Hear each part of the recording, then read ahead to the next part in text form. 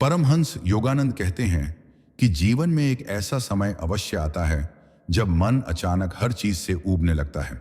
वही दिनचर्या जो कभी सुरक्षित लगती थी अब बोझ लगने लगती है। वही लोग जिनके साथ हंसी आती थी अब थका देने लगते हैं। वही लक्ष्य जिनके लिए वर्षों तक भागा गया अब अर्थहीन प्रतीत होने लगते हैं। और मन बिना किसी स्पष्ट कारण के भारी, सुस्त और उदासीन सा हो जाता है। तब अधिकांश लोग इसे आलस्य, अवसाद या अपनी असफलता मान लेते हैं, जबकि यह अवस्था न तो कमजोरी है और न ही जीवन की गलती, बल्कि यह आत्मा की परिपक्वता का पहला स्पष्ट संकेत होती है।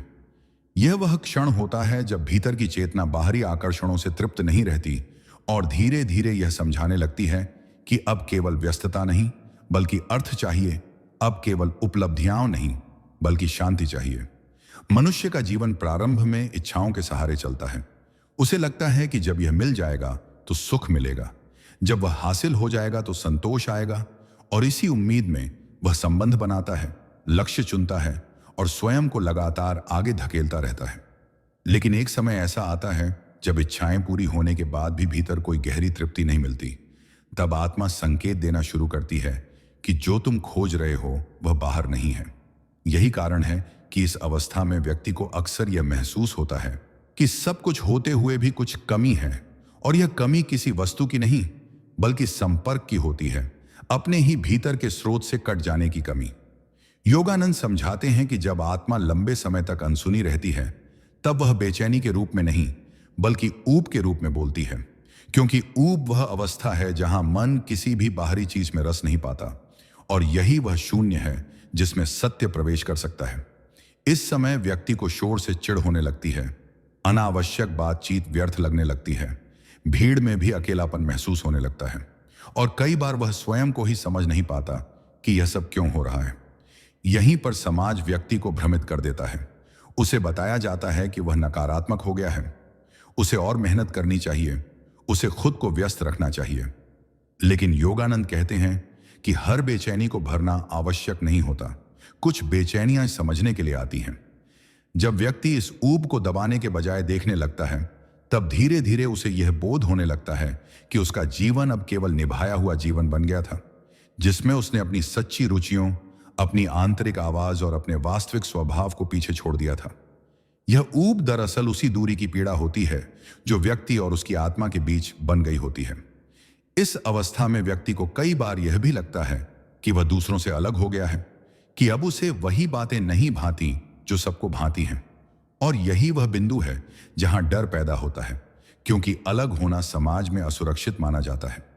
लेकिन योगानंद स्पष्ट करते हैं कि आत्मिक विकास का मार्ग हमेशा भीड़ से अलग जाता है, क्योंकि सत्य कभी लोकप्रिय नहीं होता, वह केवल वास्तविक होता है।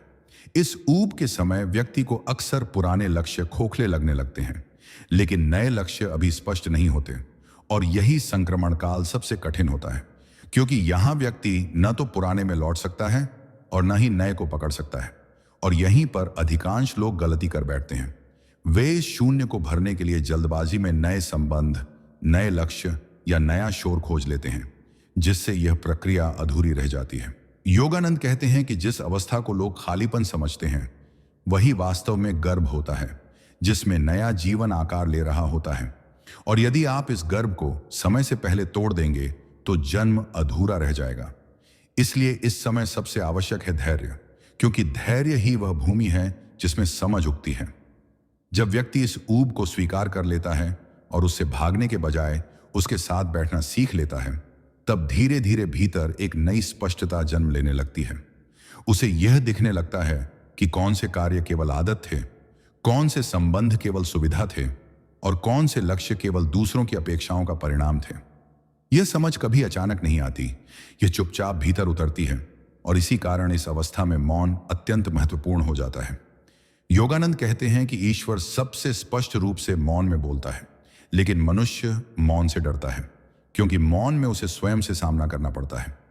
जब व्यक्ति इस ऊब के समय स्वयं से ईमानदार होना शुरू करता है, तब उसे यह स्वीकार करना पड़ता है कि उसने कितनी बार अपने भीतर की आवाज को केवल इसलिए दबाया क्योंकि वह असुविधाजनक थी। कितनी बार उसने वह किया जो समाज ने सही कहा, न कि वह जो आत्मा ने चाहा, और यही स्वीकार जीवन की दिशा बदलने की शुरुआत होती है। धीरे धीरे व्यक्ति को यह अनुभव होने लगता है कि उसे हर समय प्रेरित महसूस करना आवश्यक नहीं, उसे हर समय उत्साहित रहना भी आवश्यक नहीं, क्योंकि जीवन केवल उत्साह का नाम नहीं बल्कि स्थिरता का भी नाम है। योगानंद समझाते हैं कि यह ऊब उस दौड़ के रुकने का संकेत है जो आपने वर्षों तक बिना प्रश्न किए जारी रखी थी, और अब जीवन आपसे कह रहा है कि रुकिए, देखिए और समझिए कि आप कहां जा रहे हैं। इस रुकावट में व्यक्ति को कई बार असहजता होती है, उसे लगता है कि वह पीछे छूट रहा है, लेकिन वास्तव में वह पहली बार सही दिशा में मुड़ रहा होता है। इस समय यदि व्यक्ति स्वयं को दोष न दे, दूसरों से तुलना न करे और इस प्रक्रिया को होने दे, तो धीरे धीरे उसे भीतर से एक नई प्रेरणा मिलने लगती है जो बाहर से नहीं आती, जिसे कोई छीन नहीं सकता और जो किसी प्रशंसा पर निर्भर नहीं होती। यही वह प्रेरणा है जो व्यक्ति को मजबूरी से नहीं, स्पष्टता से कर्म करने की शक्ति देती है। योगानंद कहते हैं कि जब जीवन ऊबने लगता है तब समझ लेना चाहिए कि आत्मा अब जाग रही है, क्योंकि सोई हुई आत्मा को केवल मनोरंजन चाहिए होता है, लेकिन जागती हुई आत्मा को सत्य चाहिए होता है। इस अवस्था के बाद व्यक्ति का जीवन पहले जैसा नहीं रहता, क्योंकि अब वह केवल करने के लिए नहीं करता बल्कि समझकर करता है। केवल जीने के लिए नहीं जीता बल्कि सचेत होकर जीता है। उसके संबंध कम हो सकते हैं लेकिन गहरे हो जाते हैं, उसके लक्ष्य छोटे दिख सकते हैं लेकिन सच्चे हो जाते हैं, और उसकी गति धीमी लग सकती है लेकिन दिशा स्पष्ट हो जाती है। इसलिए यदि आज आपके जीवन में ऐसा समय चल रहा है जब हर चीज से मन ऊब रहा है, जब भीतर एक अजीब सी उदासीनता है और कोई भी बाहरी चीज आपको पूरी तरह संतुष्ट नहीं कर पा रही, तो इसे अपने विरुद्ध मत समझिए, इसे जीवन का संदेश समझिए, क्योंकि यही वह क्षण है जब आत्मा पहली बार आपको यह बताने आई है कि अब समय आ गया है बाहर की दौड़ से हटकर भीतर की यात्रा शुरू करने का। और जो इस संदेश को समझ लेता है उसके जीवन में ऊब कभी स्थायी नहीं रहती, क्योंकि वह जान लेता है कि शांति पाने के लिए कहीं जाना नहीं पड़ता बल्कि कहीं से लौटना पड़ता है, स्वयं के भीतर। और अंत में परमहंस योगानंद यह स्पष्ट करते हैं कि जब मनुष्य इस अवस्था को समझ लेता है तब उसका सबसे बड़ा परिवर्तन बाहर नहीं बल्कि भीतर घटित होता है, क्योंकि अब वह जीवन से यह अपेक्षा छोड़ देता है कि जीवन उसे खुश करे, और यही अपेक्षा छोड़ना वास्तविक स्वतंत्रता है। जब व्यक्ति यह समझ लेता है कि शांति कोई उपलब्धि नहीं है जिसे अर्जित किया जाए, बल्कि वह स्वभाव है जिसे याद किया जाए, तब उसके भीतर एक स्थिरता जन्म लेती है जो परिस्थितियों से प्रभावित नहीं होती। अब वह जीवन को नियंत्रित करने की कोशिश नहीं करता बल्कि जीवन को देखने लगता है, और यही देखने की क्षमता उसे पीड़ा से ऊपर उठा देती है। इस अवस्था में व्यक्ति को यह भी समझ आने लगता है कि हर प्रश्न का उत्तर शब्दों में नहीं मिलता, कुछ उत्तर अनुभव में उतरते हैं और कुछ उत्तर केवल मौन में प्रकट होते हैं। योगानंद कहते हैं कि जो व्यक्ति अपने भीतर उठने वाली इस ऊब को धैर्य के साथ सह लेता है, वही वास्तव में आत्मा की पुकार को सुनने योग्य बनता है, क्योंकि ईश्वर कभी शोर में नहीं बल्कि उस रिक्तता में प्रकट होता है जहां अहंकार थककर शांत हो चुका होता है।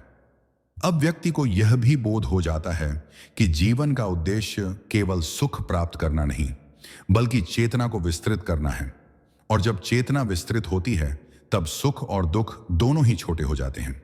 इस अंतिम चरण में व्यक्ति धीरे धीरे दूसरों को बदलने की इच्छा छोड़ देता है, क्योंकि उसने स्वयं को समझना शुरू कर दिया होता है, और यही समझ उसे करुणा प्रदान करती है। अब वह किसी को गलत सिद्ध करने की आवश्यकता नहीं महसूस करता, क्योंकि वह जान चुका होता है कि हर व्यक्ति अपनी चेतना के स्तर से ही जीवन को देखता है। योगानंद कहते हैं कि जब भीतर यह करुणा जन्म लेती है तब व्यक्ति पहली बार वास्तव में धार्मिक होता है, बिना किसी सिद्धांत के, बिना किसी दिखावे के, केवल जागरूकता के कारण। इस अवस्था में व्यक्ति को यह भी स्पष्ट हो जाता है कि जीवन में जो कुछ भी घट रहा है वह उसे तोड़ने नहीं बल्कि खोलने के लिए घट रहा है, और जो अनुभव पहले उसे दंड लगते थे वही अब शिक्षा बन जाते हैं। यही वह बिंदु है जहां व्यक्ति शिकायत से प्रार्थना की ओर बढ़ता है, और प्रार्थना भी शब्दों की नहीं बल्कि समर्पण की होती है। अब वह ईश्वर से कुछ मांगता नहीं बल्कि स्वयं को ईश्वर के लिए उपलब्ध करता है, और यही उपलब्धता उसे हल्का बना देती है। अंततः योगानंद यही कहते हैं कि जब जीवन ऊब पैदा करता है तो वह आपको खाली करने आता है, क्योंकि भरा हुआ पात्र कभी अमृत ग्रहण नहीं कर सकता, और जो इस खालीपन से डरता नहीं, वही अंततः उस पूर्णता को अनुभव करता है जिसे शब्दों में नहीं बांधा जा सकता। इसलिए यदि आप इस समय अपने जीवन में एक ऐसी अवस्था से गुजर रहे हैं जहां सब कुछ फीका लग रहा है, मन किसी भी चीज में टिक नहीं रहा और भीतर एक अनाम सा प्रश्न उठ रहा है, तो समझ लीजिए कि यह अंत नहीं है, यह शुरुआत है। वह शुरुआत जहां से मनुष्य बाहरी पहचान से मुक्त होकर अपनी वास्तविक पहचान की ओर बढ़ता है। और यही वह क्षण है जहां जीवन पहली बार बोझ नहीं बल्कि प्रसाद बन जाता है।